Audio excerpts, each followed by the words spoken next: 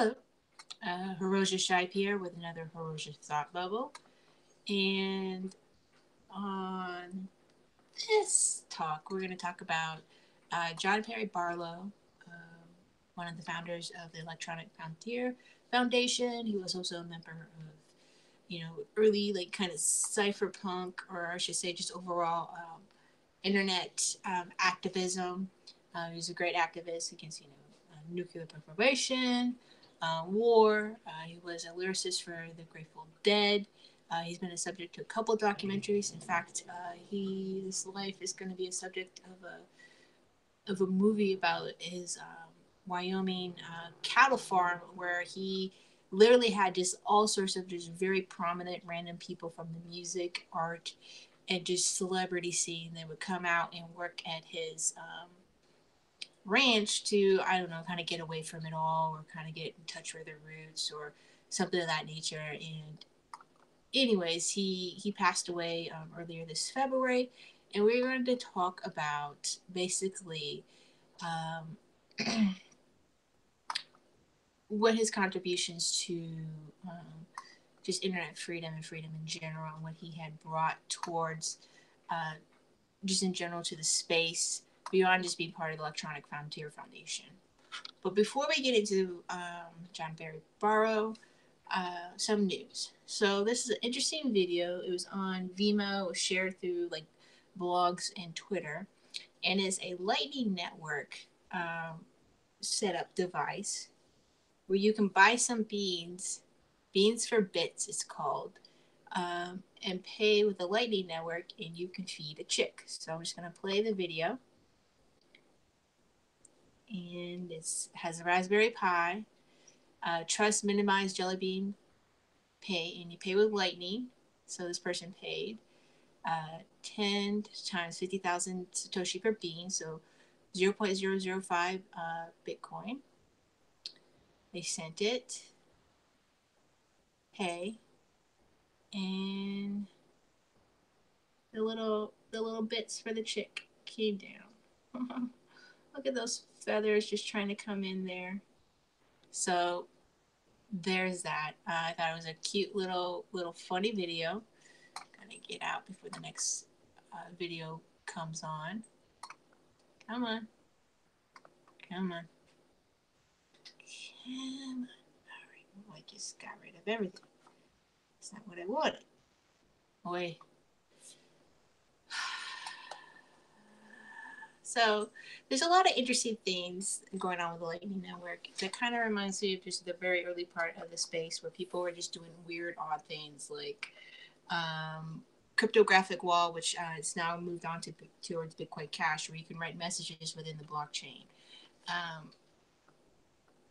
Purchasing, weird stuff like I've spoken about, the sound wallet, where you can have your private and public keys encrypted in sound. Stenography, just little weird, odd projects. Artwork. People were selling artwork, T-shirts, stickers. No, I don't want to print. Weird stuff going on here. Odd stuff that people could do with the technology, and it's nice to see that kind of coming back. Hopefully, it will help bring merchant adoption, and we can start getting towards the concept of the unit of account. Interesting article now that we're in the year of the Doge, which was Friday, February 16th is when the new Chinese New Year began, which is the year of the dog, or the year of the Doge. And I'm not sure what to make of this, personally. I don't know if it means anything.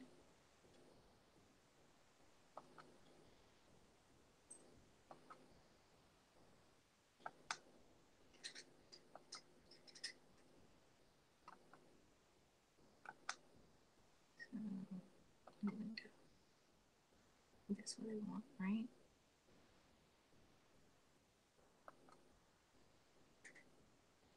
Boy. Ah, here we go. Okay. So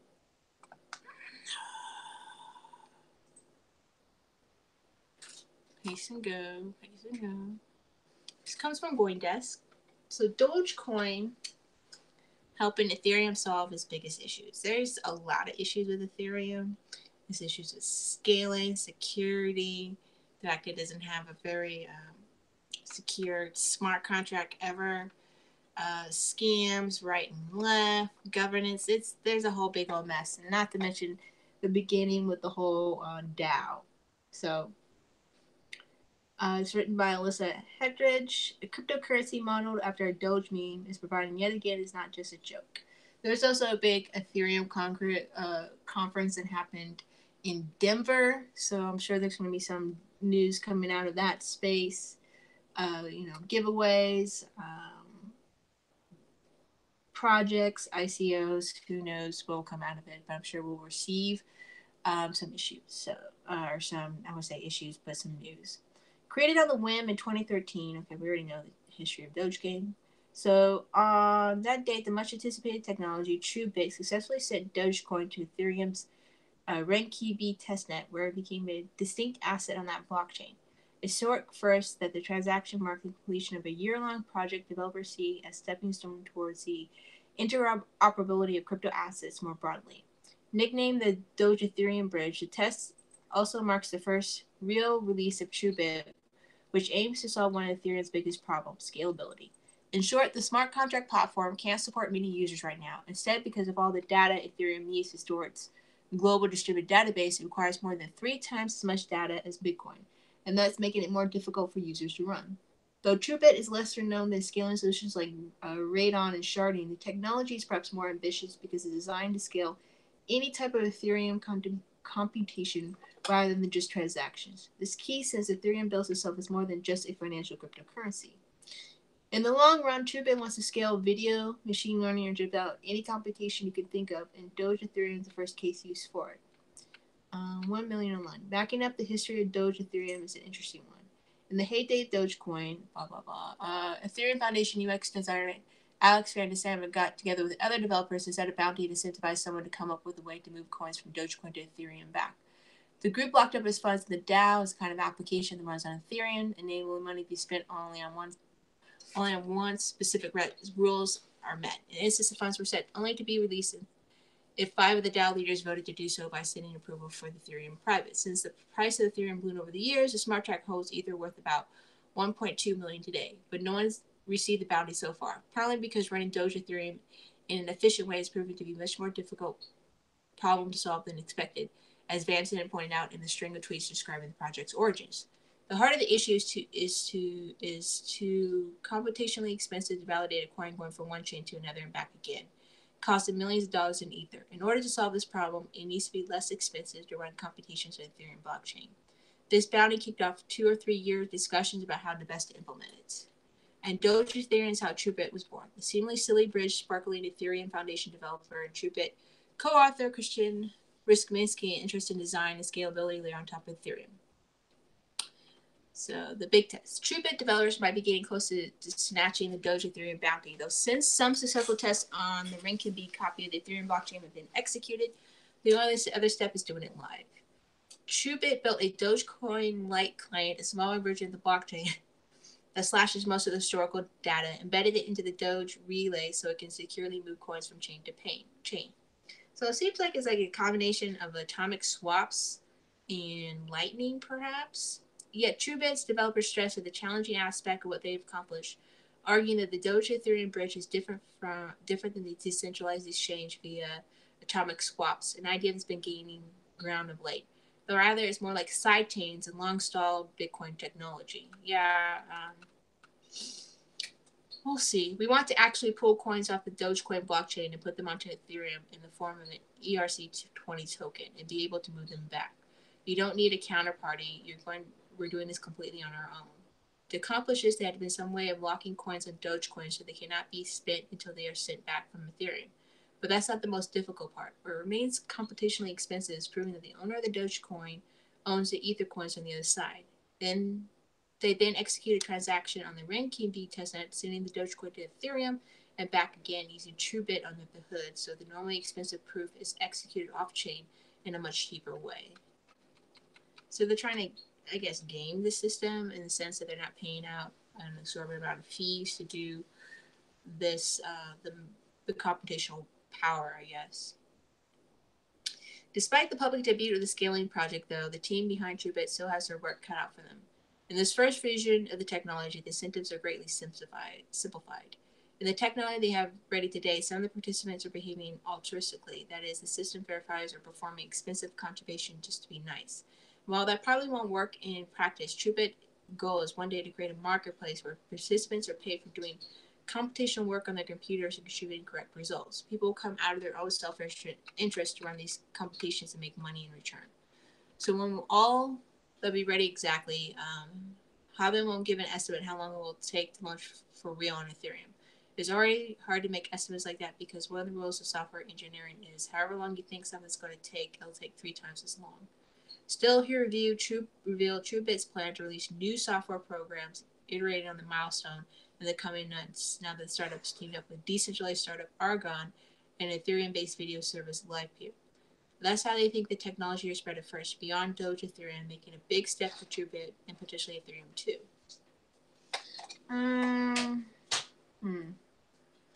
Like I said, I don't know what to make of this. They're doing all sorts of weird, interesting, I guess you can say, very software-based concepts over in Ethereum, but haven't really proven beyond the concept of raising funds with ICOs any really significant utility with Ethereum so far.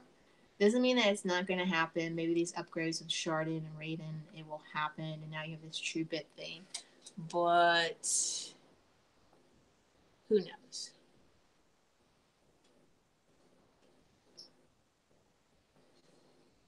Okay, so I'll put this in the show notes if you want to know more about TrueBit, which I guess is another. There's so many scaling efforts in Ethereum.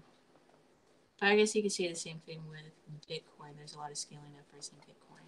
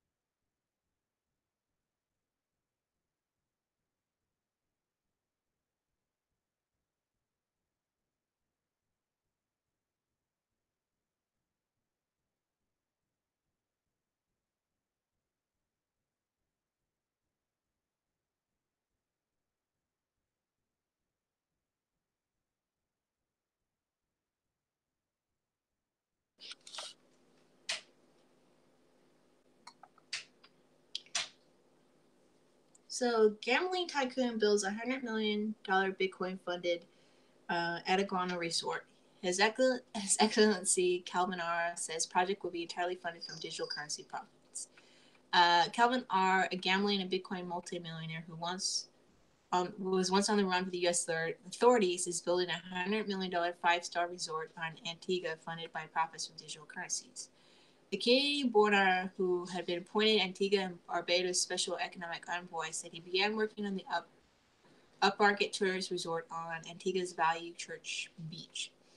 Arg, who pled guilty to a single federal misdemeanor last year after a decade on the run from U.S. investors, said the R resort will be entirely funded by profits made from the rise in the value of Bitcoin, which he was an early investor. Gaston Brown, the Prime Minister of Antigua and Barbados, said that we expect the resort's novel and exciting concept to broaden Antigua and Barbados tourism product and bring a new category of tourists to our islands. We look forward to working with Mr. Arga and the resort and the many other investments he's made in Antigua. R56, to whom the Antigua and Barbuda has been given the official title of His Excellency, says this resort will attract a totally new market segment of tourism on the island, successfully wellness seekers who want to have fun. The property will not be an all-inclusive destination. Instead, its amenities will be available to the residents of Antigua and Barbuda and visitors alike. The resort will also accept Bitcoin Cash, which forked from Bitcoin last year, at appointed sales terminals on the property and through its online booking engine. Ira, who was a pig farmer father who was convicted of smuggling marijuana, was barred from acting as director on the public company in a British Columbia following a share trading scandal in the 1990s. He recovered from that setback to create Bodog, one of the largest online gambling brands in the world. And that business growth led him to him judging televised lingerie concerts during the Super Bowl and being the subject of a 6-page profile in Playboy magazine. Ara bought 3,000 copies of the issue for himself. The success of Bodog attracted attention of U.S. authorities when Forbes magazine profiled Ara with the front cover entitled Cash Me If You Can. Calvin Arga has gotten very rich by taking illegal bets on the internet. Arg said his actions were legal because of the complex series of financial transactions on 3 different continents. Felony charges against Ara and Bodog and 3 other Canadian men were dropped last year. I remember Bodog. Bodog was huge when I was.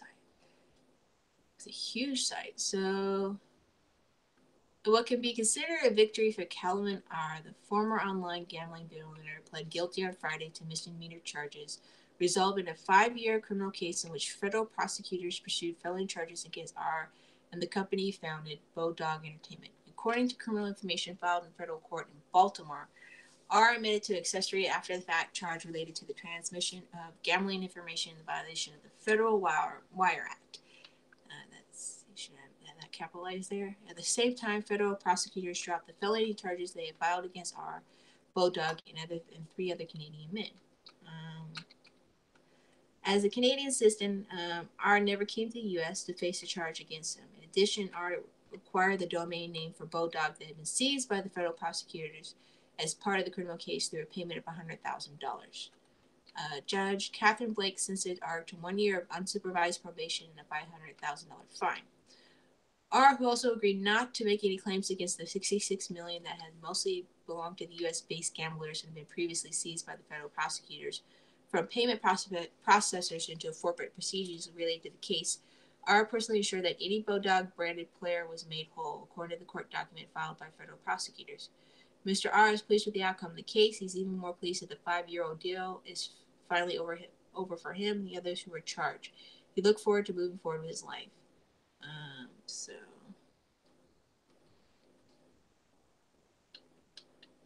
R remained defiant the years after U.S. prosecutors indicted him claiming he's done nothing wrong. He retired from the business he founded in Costa Rica that had handled billions of dollars in online wagers and transferred the Bodog brand to Morris Mohawk Gaming Group located on the Kanaki territory near Montreal. Federal prosecutors had changed their attitude towards online gaming since 2011 when the government launched a surprise crackdown on online gambling, seizing the domain names of the world's most prominent online poker games, including 11 men connected to them. A few months later, the government indicted R, who was the subject of the 2006 Forbes cover story.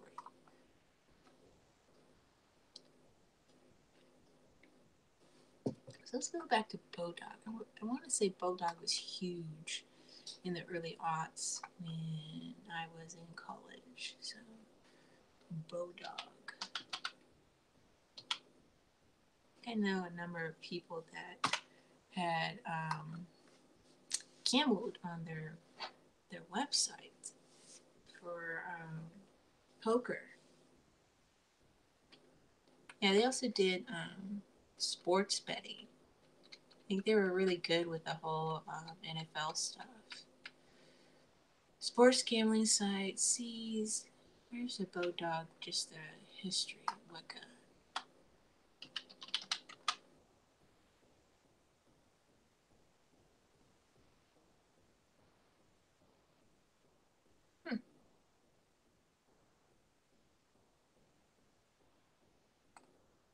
Let's see.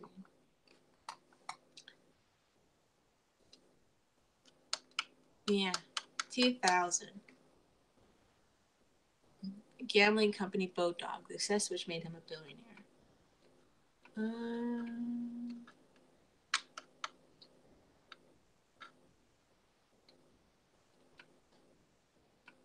Not many cited sources.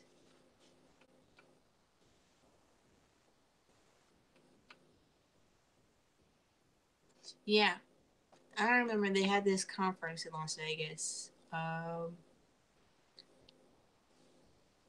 they had like a lot of people coming in, Bodog Music, Battle of the Bands, Fusion TV. They started quite a few different television series.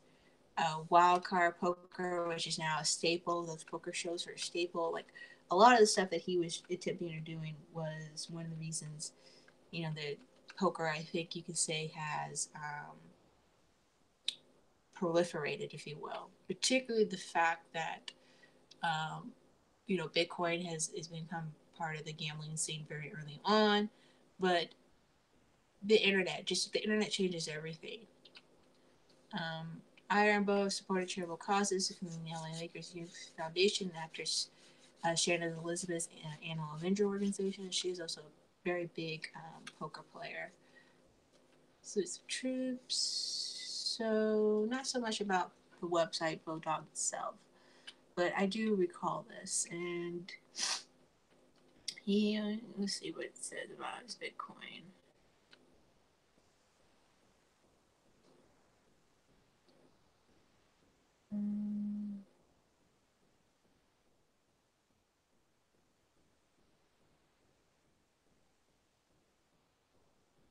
CoinGeek.com. So I'm not surprised he's a Bitcoin Cash supporter.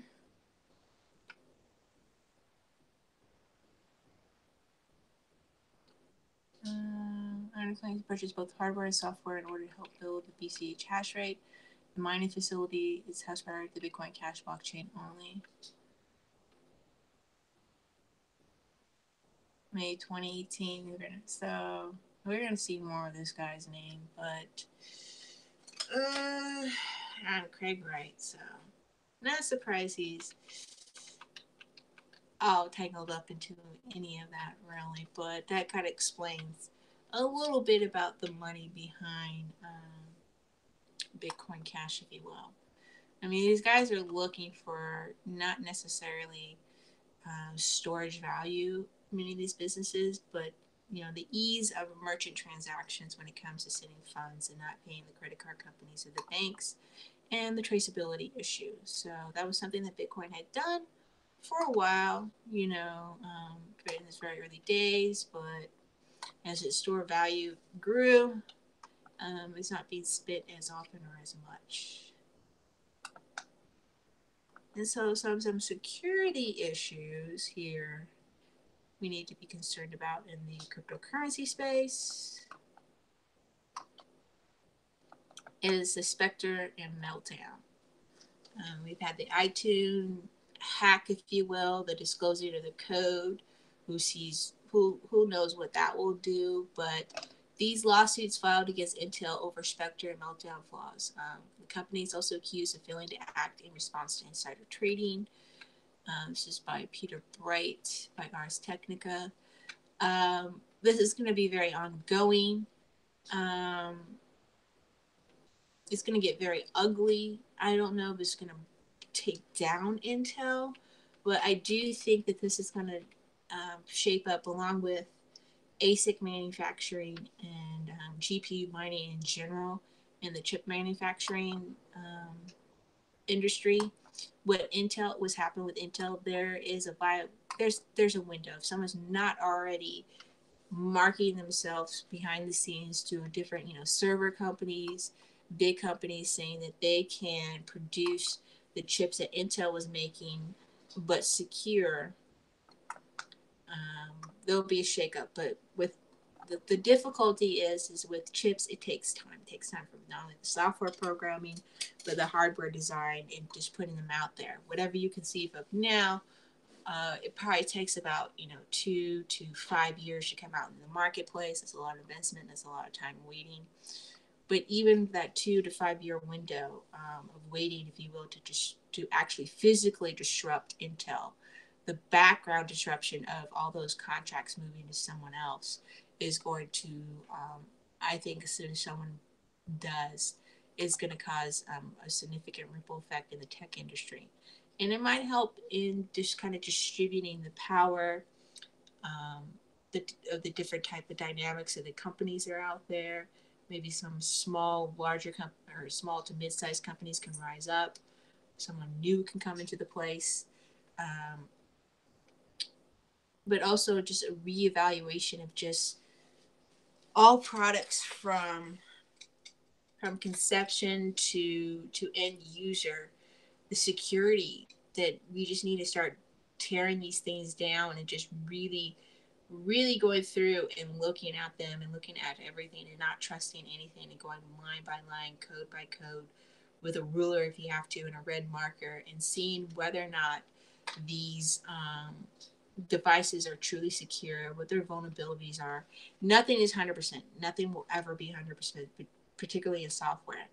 But for these hardware devices, finding these backdoors, finding these issues, if you will, with these devices and these vulnerabilities, and doing something about it. So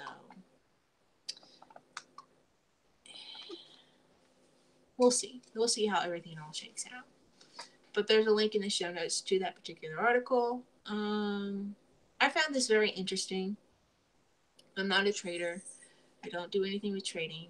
But if you are a trader, this post was in cryptocurrencies subreddit. It is listed as educational. It's from Caffeine is My Heroine. And it's about the concept of stop loss hunting and how whales have been able to kind of steal your coins and how you can prevent it. I think it's a very simple breakdown of what's kind of going on in the market, particularly in some of the smaller coins, and how, as you as a trader or someone who's getting into the space, how you can perhaps protect yourself or be aware of this kind of particular activity, and see if you can, if you will, be able to protect yourself, protect your monetary policy, protect your coins. Maybe, as soon as you buy something, get off the market, if you will, and not have to deal with the whales, if you will. Let's see.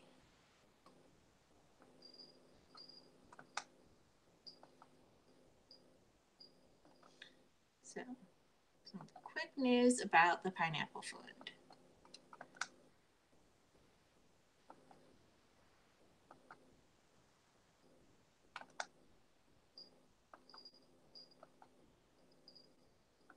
That for later.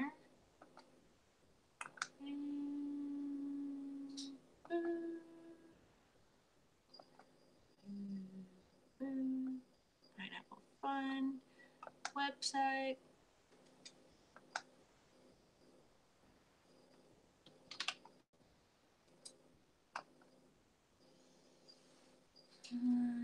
Doing too much at once. Ugh. I need to get out of the 2 gig RAM world and go 8 or 16. So I don't have to worry about this as much.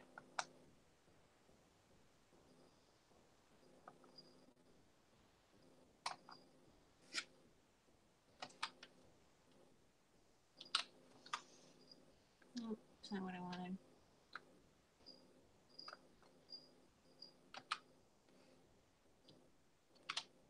Nope.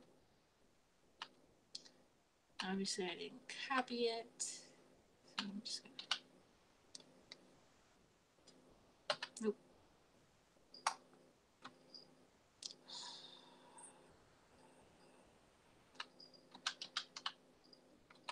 Pineapple Fund.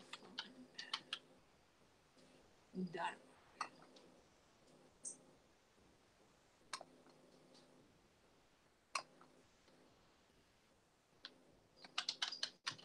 Pineapple Fund.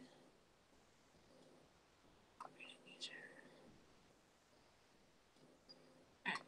So, my love for Pineapple Fund. It has donated 86 million of bitcoins to charity. Let's see, it's donated. Let's see, 5,000 BTC. Has donated so far 52 million. 57 charities supported so far. Proof of ownership, press coverage. So it's donated to WotC, the Water Project, Big Give, Electronic Frontier Foundation, right here. Sense Research, OpenBDS, Maps, Charity, Pencils of Promise, Internet Archive, News Story, Mona, Green Steps, Give Directly, PTSD, Quill, Erode, the Focus Foundation, Hearts and Homes for Refugees, Possible, the Conservatory, NAF, Hope, Wild Meat, like both animal and a lot of open source projects, Wicca Education, the ACLU, Blueprint, Tree Sisters, Injustice, the Tennessee River Gorge Trust, Nuzzle, and the News That Does. The Pineapple Fund is not affiliated with any supported charity listed in the order of funding. So Gall. So it's pretty much wrapped up. It's giving, and there was an announcement that what the Pineapple Fund was going to do, and that is the Neon District is collaborating with the Pineapple Fund in the upcoming Atari movie to launch a special promotional campaign. The special opportunity boasts hundreds of thousands of dollars in crypto prizes coming early March. So, great for one of my favorite coin artists. And comes out of this post. Let's see if this is the right one.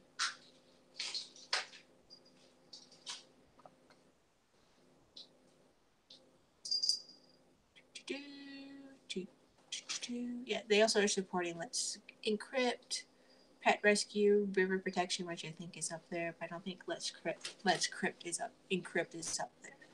So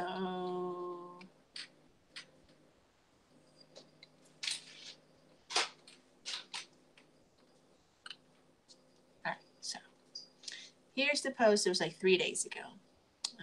Hello, Bitcoiners. I hope the recent rally has been making you happy, and I'm here to share probably the second last Pineapple Fund update after hilarious logs of attempted scammers getting what they deserve. First, I donated $250K to Let's Encrypt, started by Mozilla alumni that provided free automated TLS certificates to secure the web with an annual budget of $3 million. Their track encrypted more than 120 million websites. This is very important because Google Chrome, starting I think in March or maybe it's May, if your website is not HTTPS, it's going to like red flag or warn people going onto your site. So it's very important for you to switch to an HTTPS web destination as soon as possible. And Let's Encrypt also helps you with that process, as well as just certifying and securing your website. I'm making a $1 million donation to Nuzzle and Co. They're a small no-kill shelter in Utah, and they even serve in the Ute and Navajo Native American reservation. This will help Nuzzle pay off the hefty mortgage on their rescue branch, increasing their sustainability and reducing their expenses forever. Also donated $25K to the Tennessee River Gorge Trust, a nonprofit protecting 17,000 acres of the gorge since 1981. This donation will go towards not only land acquisition, but also water quality and migratory bird research projects. $1 million to the So-Gal Foundation, a newly established nonprofit for So-Gal Ventures with a mission of closing the gender gap in entrepreneurship and venture capital. I'm excited what they can do. And $25K to the Many Hopes who are rescuing children from abuse and poverty, providing education support and with the goal of creating intergenerational change. So I also want to share a hilarious story of how Pineapple Fund supporters helped thwart a scammer. A month ago, I received a Reddit PM from a user to claim to have inside information that Pineapple Fund was scammed by a dummy organization. That caught my attention, so I did a comprehensive review of all funded application transactions, and everything looked right. I emailed back asking for more information. This person sent me a screenshot of a forum post where someone claimed to have stolen from the Pineapple Fund. Some things about it looked very off, and the person seemed to want some money to divulge more information. As someone who's been in crypto for years, I was always vigilant and smelled the scam.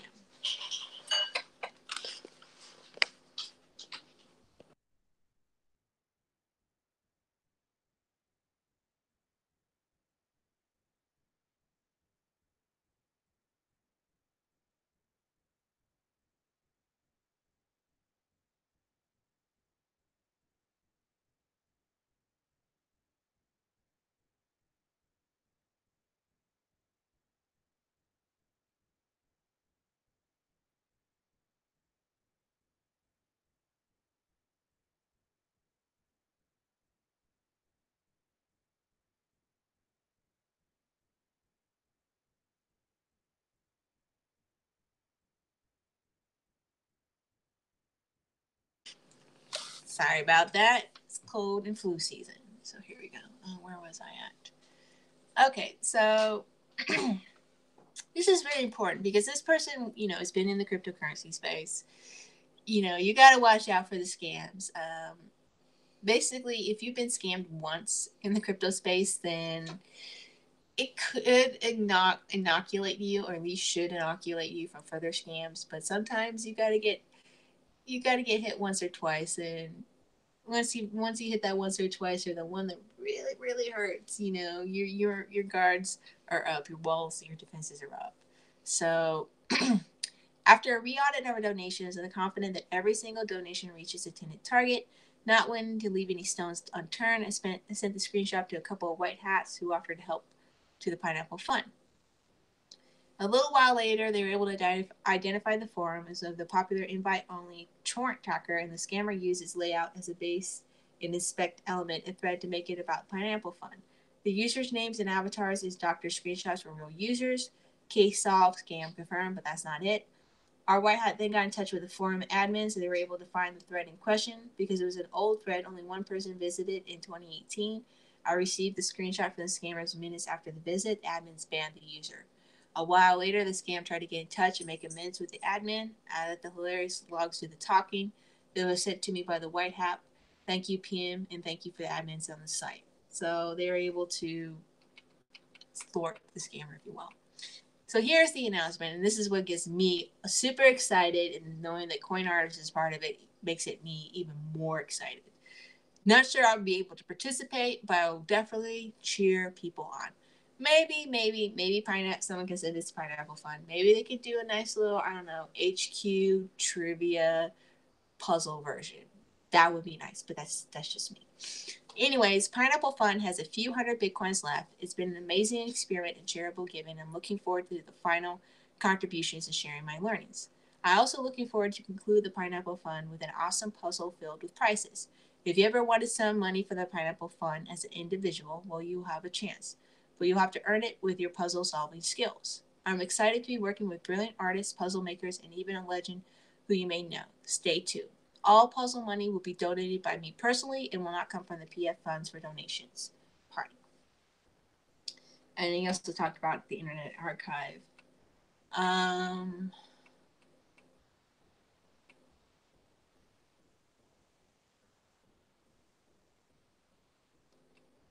So there's that.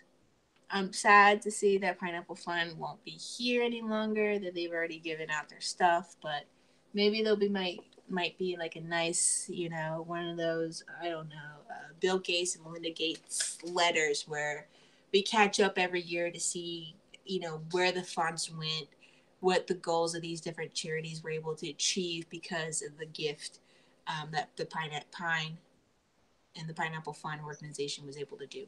Or I'm going to say organization, the few people behind it. So there's that. But at least we're going out with a bang with some crypto puzzles. So about John Barry Barlow. So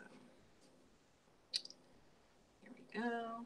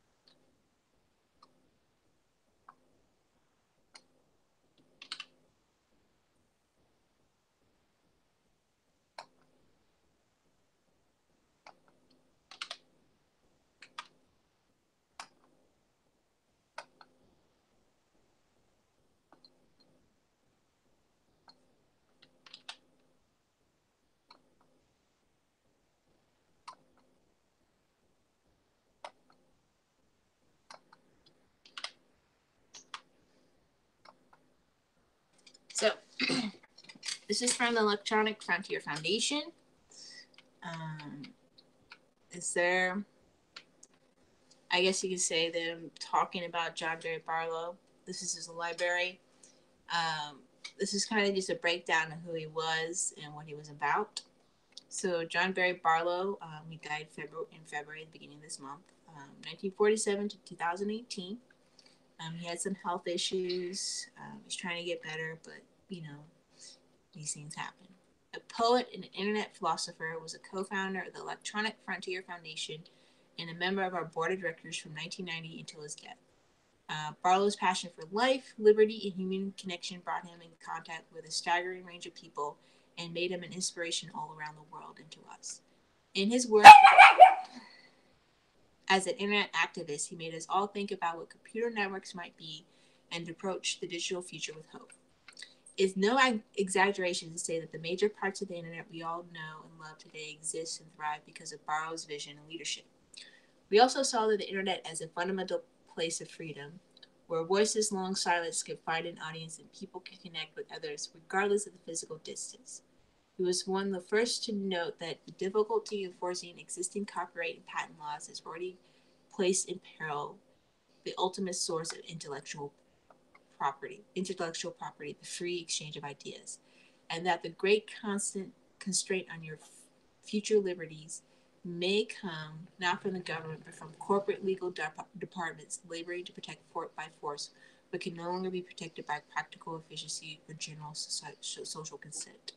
So basically, copyright as we know it, intellectual property is pretty much dead, and we need to kind of move on. It's been kind of dead since really the web got opened up by Tim. We should just kind of move on from this.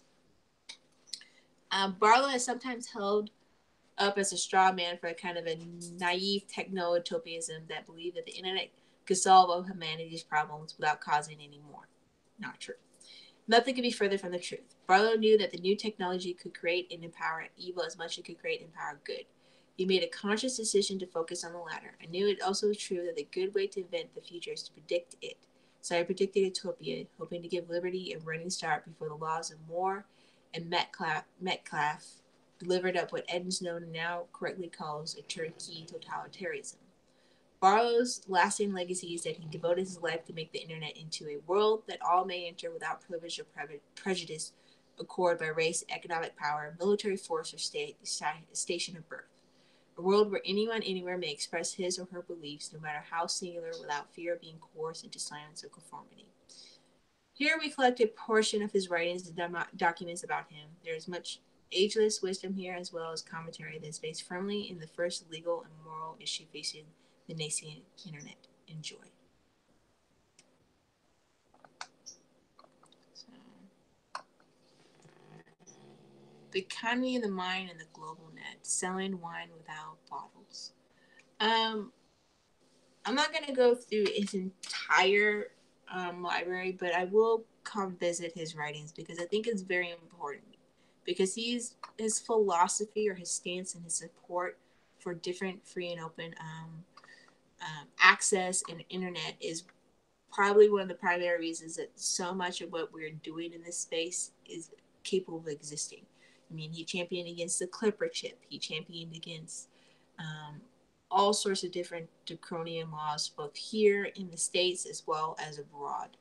And without him and many individuals like him very early on in the genesis of the internet, the open web, much of what we were having, this dream, the cypherpunk dream, would not be occurring.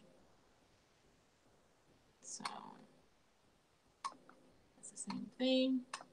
So here's a Wired article that kind of by Andy Greenberg, Group Force. Let's see, was he interviewed for this? No, it doesn't look like it.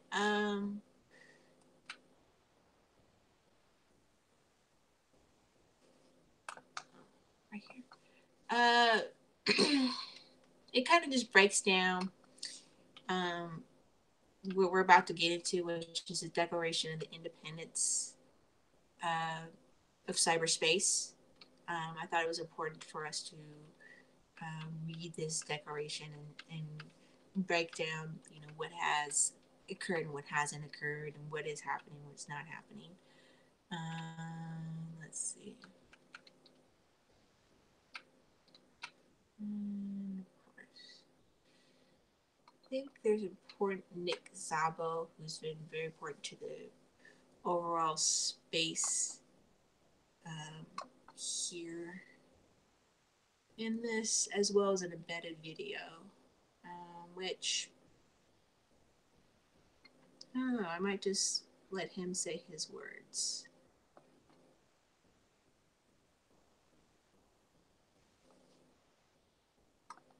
I think that's what I'm gonna do. I'm gonna have him say his words. But I thought I should get into where is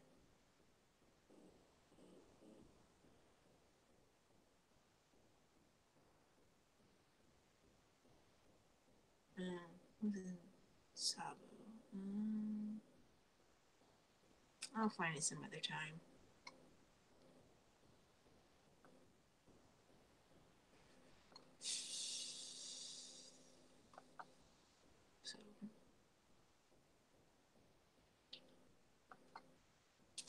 So Declaration of Independence of Cyberspace.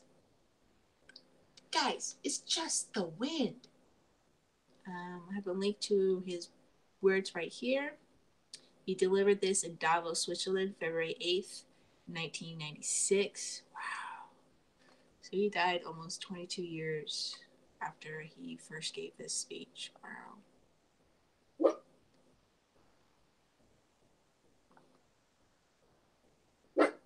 Yeah, 96, 06. Yeah.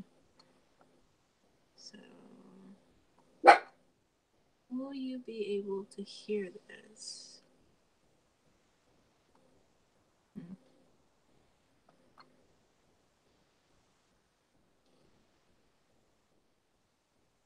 Let's see. Hold on.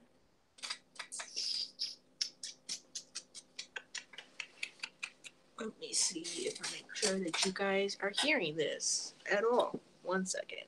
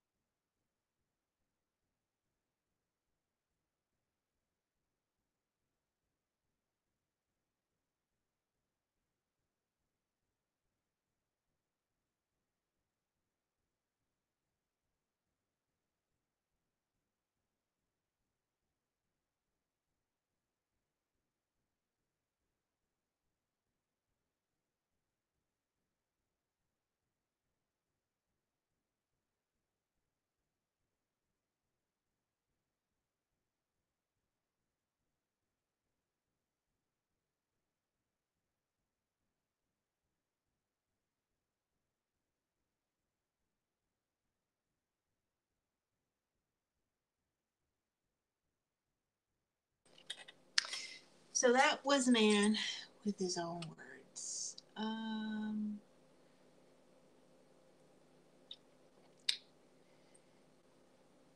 to escape.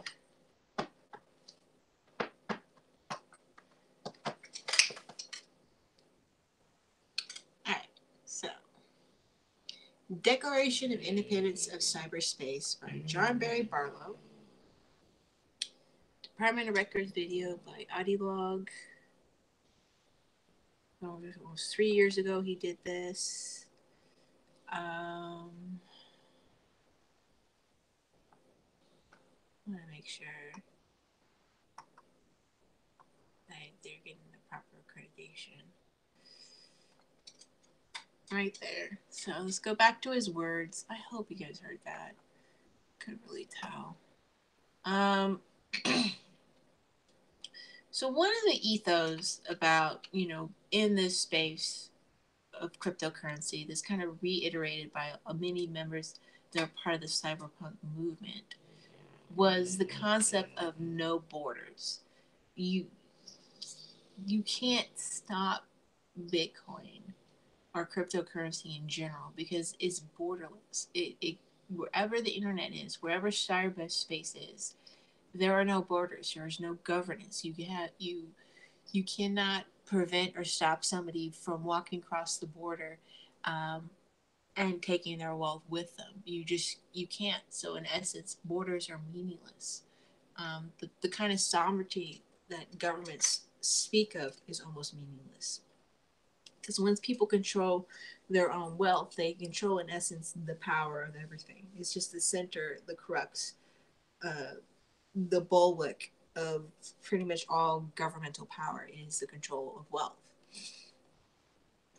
Another thing is the fact that governments deprive their powers from the consent of the governed, which they don't have. People speak about, with cryptocurrency and Bitcoin, with the fact that it is governless. You don't have to have permission to participate. You can participate at whatever level or whichever you're comfortable in doing. How much you put into it is what you get out, in a sense, and that no one can, in essence, really fundamentally tell you what you can and cannot do with the cryptocurrency or Bitcoin in general. You don't know culture, ethics, or unwritten codes. You could say this very much by the media, the government, and in general, in speaking about just the internet, the culture of the internet, the open access movement, the open source movement, much of the foundational layers for cyberspace in general. They just don't understand it, and they're not understood it, and it's very much like that line is Star Wars. The tighter you grip your hand, the more star systems slip through your fingers, and it seems very much globally, primarily from the States, but not exclusively. You're seeing that when it comes to governance. You see this in the States now with the marijuana laws. You have Colorado, Oregon, and now California and Nevada. Two, pretty major states. Particularly Colorado, very wealthy state. Oregon, Washington State, California being the biggest. If it's said all the time that if it was his own country, it would be like 10 or somewhere up there as the wealthiest country out there in the world. Despite all the debt and some of the mismanagement. But it just legalized completely fully across the board marijuana. You have Nevada, which has gambling and is a major international airport. We have direct flights from London, Hong Kong, Tokyo, all sorts of places around the world, flying into Las Vegas nonstop. There's a few the cheap flights where you have to make some connections, but there's a lot of nonstop direct flights to Nevada, and they're doing marijuana, and it's creating a considerable amount of wealth to the point where I believe in Washington they're growing more marijuana than they can actually sell, but they can't cross the borders with the weed, not just yet anyways. Oregon, Colorado, bringing in millions of dollars of tax revenue from this one product, this one small, really economic factor in their overall economy, and it's already disrupting the system. I believe in Colorado there was a point where they were running out of tens and fives in their state because of the banking laws. Many of these marijuana distributors and companies accept cash because people can't swipe their debit or credit cards, or they feel uncomfortable. They can't hold bank accounts, so they can't get merchant accounts, so they only accept cash. And they have to hold these cash in these safes, and they have all these security in cash vans and warehouses to hold their cash, because they can't even deposit their cash into um, banks. So they have to have these warehouses to house their cash, their profits, and they have to pay everything in cash, whether it be their light bill, their employees, things of that nature. And then I believe Colorado is working for some community banks. There's a few other states that are doing the same thing, to where they're able to get accounts and put the cash back in the system. But basically, these marijuana guys basically suck up all the tens and fives in the state of Colorado. Mind you, Denver is a place where they print money, and they're running out of tens in the state. This just shows you the kind of economic power and factor that was suppressed really by the government with their war on drugs. And because of that, these states are now doing things where they're telling their local and state police not to cooperate with the federal government on drug trafficking charges of any kind, not to go after these businesses or enforce marijuana enforcement laws. And you're seeing a lot more of these subtle distancing itself from the federal government, breaking away from the federal government and doing their own thing, from whether it be net neutrality, things of that nature. And now with the economic power that comes with, cash on hand that marijuana is bringing to some of these states, they now have, I guess you could say, in some sense, some kind of sovereign wealth of their own, of a little bit, to kind of counter any kind of federal drawback of grants or things of that nature, because they have, drug money. They have cash on hand. So if the government were to cut, the federal government were to cut, I don't know, schools or transportation or something like that, they have the cash on hand to maybe be a bit more independent and less dependent upon the government for a lot of these different resources. And when that happens, when that shift happens, you're going to see a really big, huge disconnect between the federal and state governments. It'd be interesting to see what happens with Virginia, with the Virginia Beach Bitcoin mining, and I believe it's either Montana or Wyoming, as a state that has invested into Bitcoin mining. If more of these states, I know Oregon and Washington have mining groups up there because of the cheap electricity.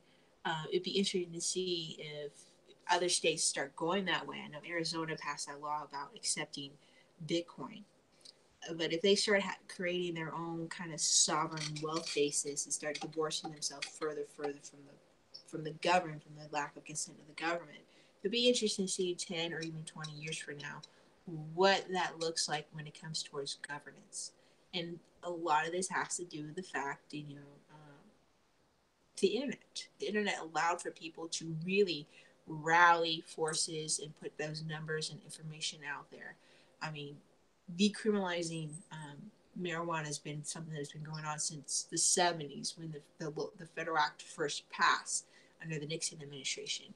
And it really was because of the internet, in 2000s and the aughts, that you really saw significant momentum, because people were able to put all the different studies from other countries about marijuana usage. They were able to counteract the government propaganda. They were able to show the stats about the expenditures of the war on drugs. You weren't just getting the pipeline through the three channels of CBS, ABC, NBC News, and the three big papers, New York Times, New York Post, the Washington Post, out there in the world, or LA Times on the West Coast. You weren't getting like the, the propaganda, if you will, from the government. You were able to get a divergent number of ideas and concepts and ideology backed by science and facts to say that marijuana is not this, marijuana is not that, marijuana is this, marijuana can do this. And this allowed for, when advocates would go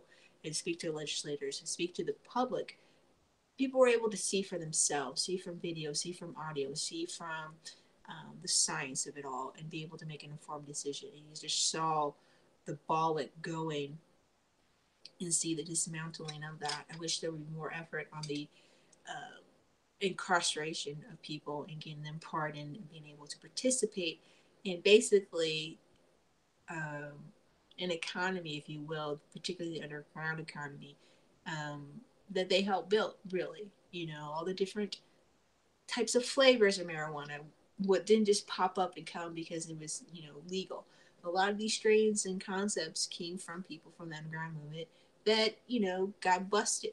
And they're not going to get credited. And you have these companies putting these strains on the blockchain or in the patent office. And it's a bit of a messing on that end, but that's neither here nor there. Let's see. You terrify your own children since they are natives in the world where you are also always be an immigrant. Because you fear them, you entrust your bureaucracy with the parental responsibilities you too cowardly to confront yourselves. Yeah, so baby boomers are just garbage.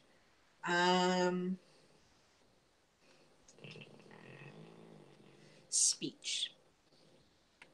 So one of the things, you know, comes from the cypherpunk movement is the fact that copyright and intellectual property is pretty much dead since you can basically duplicate everything. There's the court case, I should say, or the settlement between Getty Images and Google, where if you were to go to Google Image, let's go to Google Image.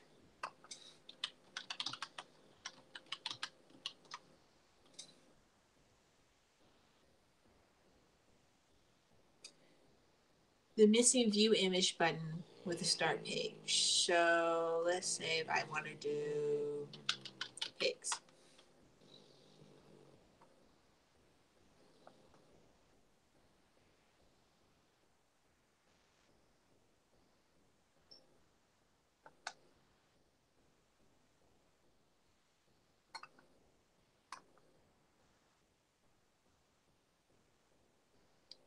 So you have to try out you have to go to this part right here, which didn't used to be part of it. You can just literally just go to the image itself. So you could copy it. And that's no longer the case. And they had to do that. They had to change that because of Getty. Getty sued Google because it was so easy to. Huh, someone's already found a workaround. It was so easy to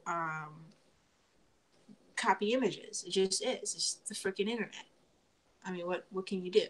So bring back Google's missing view button with the start page.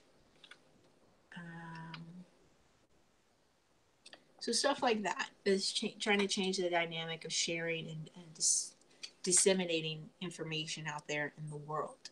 And you know, under the cypherpunk ethos, you know, information should be free, should be freely distributed, it should be freely shared, it should be freely worked upon. Everyone should have access to it. I just talked about the last episode about Sci-Hub when it comes to science, but you know, accreditation to people that create the image or create the product or the idea should be given. Um, but building off of it, you know, putting more things in the public domain so people can see things and work off them and build even bigger and better things. And if you can't do that if everything's locked up in patent offices and behind paywalls and these walled gardens and you can't disseminate information, it becomes a very elitist thing, and so you have a very narrowing of ideas and narrowing of the concepts, and that's just not what this communication device is about. It's about dispensing the wealth of human knowledge to all. So he kind of touches on these concepts and ideas, and it basically, I think, is a much clearer summation of the ethos and principles of the cyberpunk movement than Tim May's. Where is it? Um,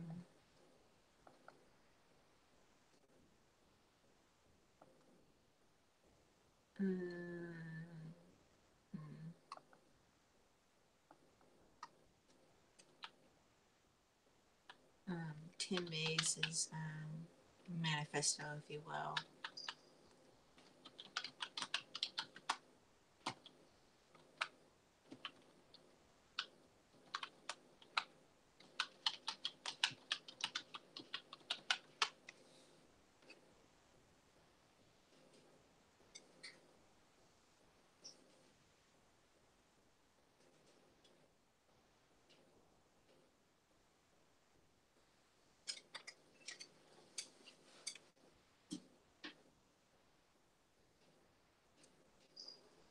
the Crypto Anarchist Manifesto, which I guess we can revisit at some point.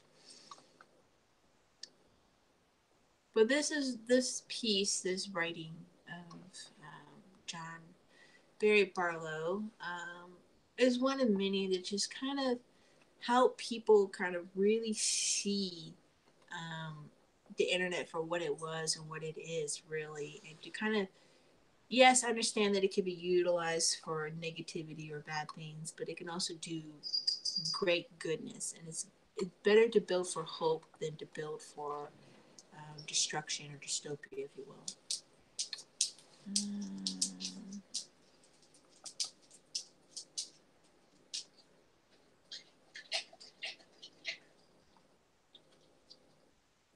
This is a plain text on crypto policy. Just all sorts of wonderfulness. I think this is probably the next piece I might talk about when I talk about John Barry Barlow. I might just kind of go through here and see and pick out the different stuff. Songs for the Dead. I think this might be his Grateful Dead stuff.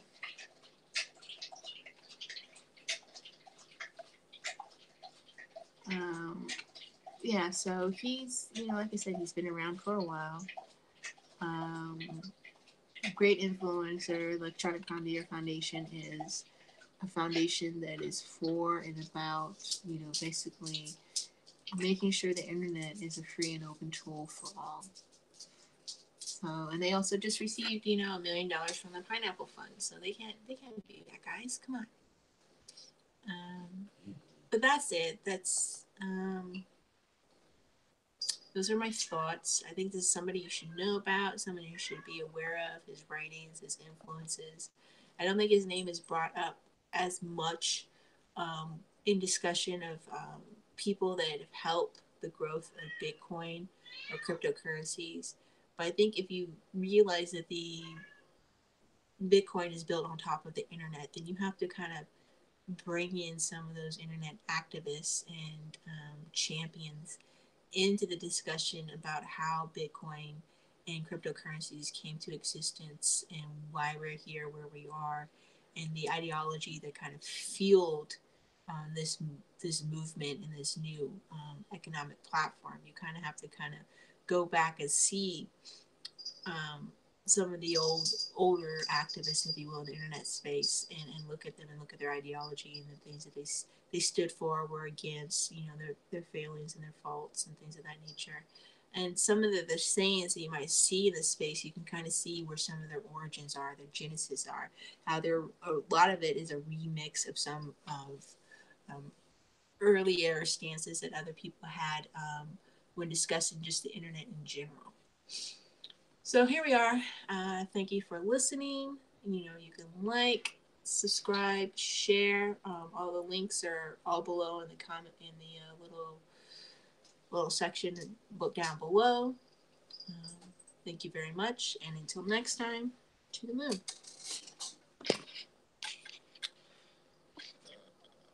Oop. And